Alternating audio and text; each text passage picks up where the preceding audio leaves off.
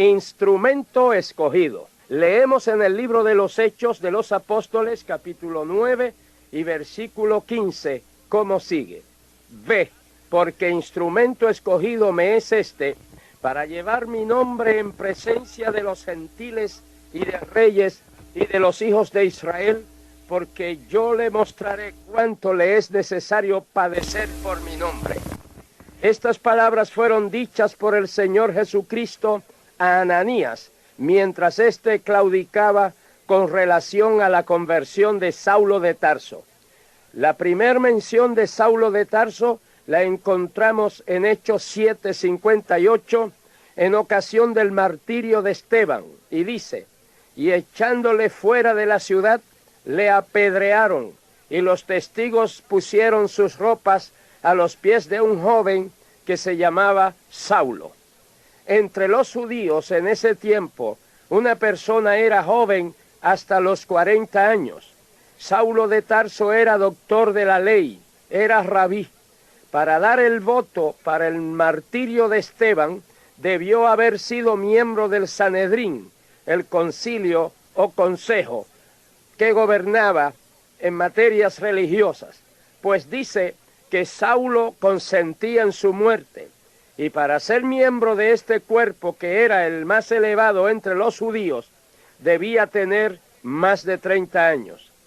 Era la costumbre que los que tenían que iniciar el apedreamiento de un reo eran los testigos en su contra, y para apedrear a Esteban, estos quitaron su túnica exterior y la pusieron a los pies de Saulo de Tarso, lo cual le señalaba como el dirigente de la oposición al evangelio y de la persecución a los cristianos.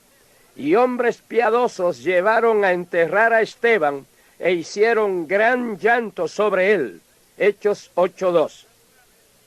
Después del martirio de Esteban, la persecución encabezada por Saulo de Tarso arreció, pues nos dice el texto sagrado que hubo una gran persecución contra la iglesia que estaba en Jerusalén, y todos fueron esparcidos por las tierras de Judea y de Samaria. Y Saulo asolaba a la iglesia, y entrando casa por casa, arrastraba a hombres y a mujeres, y los entregaba en la cárcel. Hechos 8, 3 y 4. Puesto que miles de cristianos se esparcieron por doquier, Saulo, no satisfecho con perseguirlos en Jerusalén, quiso ampliar su radio de acción, y respirando amenazas y muerte contra los discípulos del Señor, vino al sumo sacerdote y le pidió cartas para las sinagogas de Damasco, a fin de que, si hallase algún hombre y mujer de este camino, o sea, del camino de Cristo, los trajese presos a Jerusalén.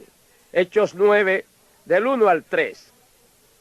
Y nos sigue diciendo el relato bíblico como sigue: mas yendo por el camino, aconteció que al llegar cerca de Damasco, repentinamente le rodeó un resplandor de luz del cielo, y cayendo en tierra oyó una voz que le decía: Saulo, Saulo, ¿por qué me persigues?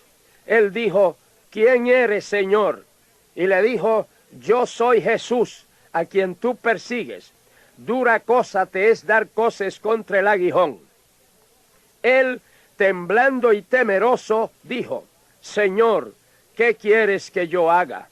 Y el Señor le dijo: levántate y entra en la ciudad, y se te dirá lo que debes hacer.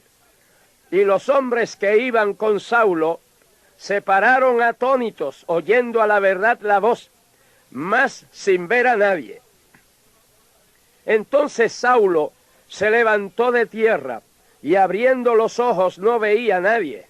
Así que, llevándole por la mano, le metieron en Damasco, donde estuvo 3 días sin ver, y no comió ni bebió. Había entonces en Damasco un discípulo llamado Ananías, a quien el Señor dijo en visión: Ananías. Y él respondió: heme aquí, Señor. Y el Señor le dijo: levántate y ve a la calle que se llama Derecha, y busca en casa de Judas a uno llamado Saulo, de Tarso, porque aquí él ora. Y ha visto en visión a un varón llamado Ananías, que entra y le pone las manos encima para que recobre la vista. Entonces Ananías respondió: Señor, he oído de muchos acerca de este hombre, cuántos males ha hecho a tus santos en Jerusalén. Y aún aquí tiene autoridad de los principales sacerdotes para prender a todos los que invocan tu nombre. El Señor le dijo: ve, porque instrumento escogido me es este, para llevar mi nombre en presencia de los gentiles y de reyes y de los hijos de Israel, porque yo le mostraré cuánto le es necesario padecer por mi nombre. Fue entonces Ananías y entró en la casa, y poniendo sobre él las manos dijo: Hermano Saulo, el Señor Jesús, que se te apareció en el camino por donde venías, me ha enviado para que recibas la vista y seas lleno del Espíritu Santo. Y al momento le cayeron de los ojos como escamas, recibió al instante la vista, y levantándose fue bautizado. Y habiendo tomado alimento recobró fuerzas, y estuvo Saulo por algunos días con los discípulos que estaban en Damasco. Y verdaderamente Saulo de Tarso, cuyo nombre en su conversión fue cambiado a Pablo, fue un verdadero instrumento escogido en las manos del Señor. En el camino de Damasco, de las cenizas del terrible perseguidor, se levantó el gran paladín del Evangelio, el intrépido apóstol de los gentiles, el gran intérprete de Cristo, el más grande misionero, evangelista, maestro, pastor de toda la historia de la Iglesia. Amados, el ministerio cristiano es la ocupación más noble y digna debajo del sol. El verdadero hombre de Dios es un instrumento escogido en las manos de Dios y es la persona más necesaria en la comunidad. Me refiero al verdadero hombre de Dios, no a las caricaturas, ni a los imitadores, ni oportunistas, ni falsantes, ni mercaderes del templo, que abundan en todas las vocaciones y profesiones, como el sacerdocio, la medicina, la abogacía, la docencia, la judicatura, la legislatura, los ejecutivos públicos y privados, la política, las artes, la banca, la industria.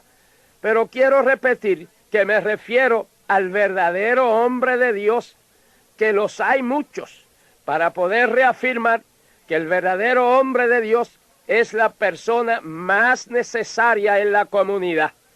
El hombre de Dios es más necesario que el comerciante, porque éste compra y vende, pero el hombre de Dios compra la verdad y no la vende.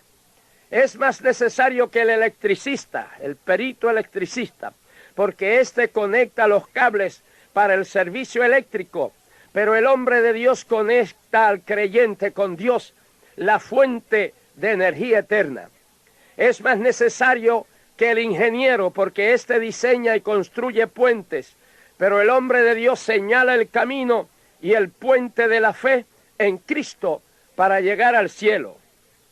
El hombre de Dios es más necesario que el abogado, porque éste defiende causas justas y causas injustas. Pero el hombre de Dios defiende la causa más justa del tiempo y de la eternidad, esto es la salvación del alma. Es más necesario el hombre de Dios que el juez, porque éste juzga en cuestiones temporales de la ley humana, pero el hombre de Dios juzga en cuestiones eternas y espirituales de la ley divina. Es más necesario que el médico, porque éste diagnostica y receta, y unas veces acierta, otras veces no, y otras veces hace daño en enfermedades y causas físicas, pero el hombre de Dios siempre acierta en el diagnóstico, que es el pecado, siempre acierta en la medicina, que es la sangre de Cristo, y en el resultado, que es vida eterna. El verdadero hombre de Dios es más necesario en la comunidad que el banquero, porque el capital de éste es material y transitorio, pero el capital del hombre de Dios es espiritual y eterno. El hombre de Dios es más necesario en la comunidad que el publicista, porque éste propaga anuncios y noticias buenas y malas, pero el hombre de Dios propaga las buenas nuevas de la salvación en Cristo Jesús. El hombre de Dios es más necesario que el catedrático universitario, porque éste enseña materia y conceptos de ciencia que en pocos años ya resultan obsoletos y caducos. Pero el hombre de Dios enseña la palabra de Dios que permanece para siempre.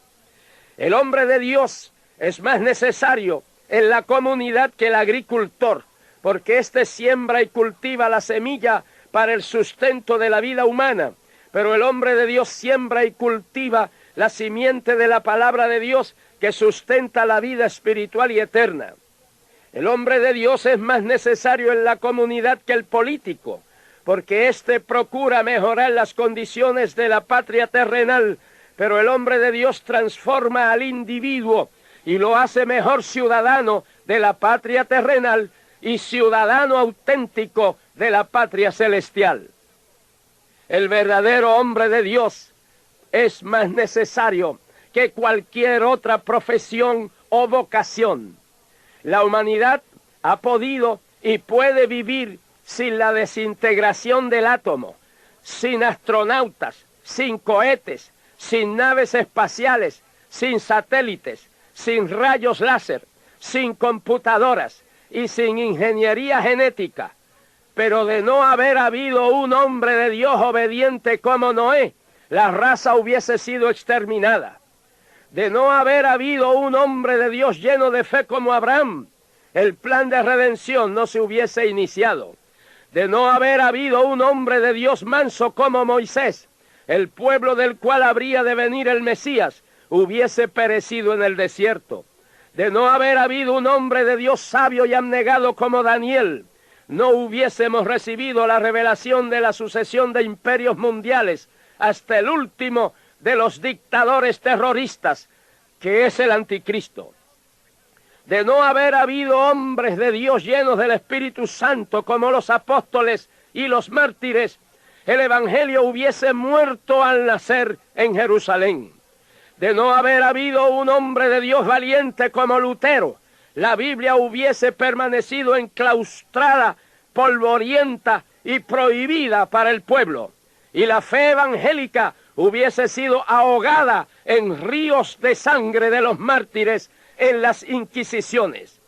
De no haber habido un hombre de Dios decidido y consagrado como Juan Wesley, Inglaterra se hubiese abocado a la anarquía y a la ruina. De no haber habido hombres de Dios anhelantes del poder y del fuego del Espíritu Santo como Parham y Seymour a principios del presente siglo, no hubiese surgido en el mundo actual el movimiento de Pentecostés. Y es extraordinario el impulso que ha tomado este movimiento de Pentecostés.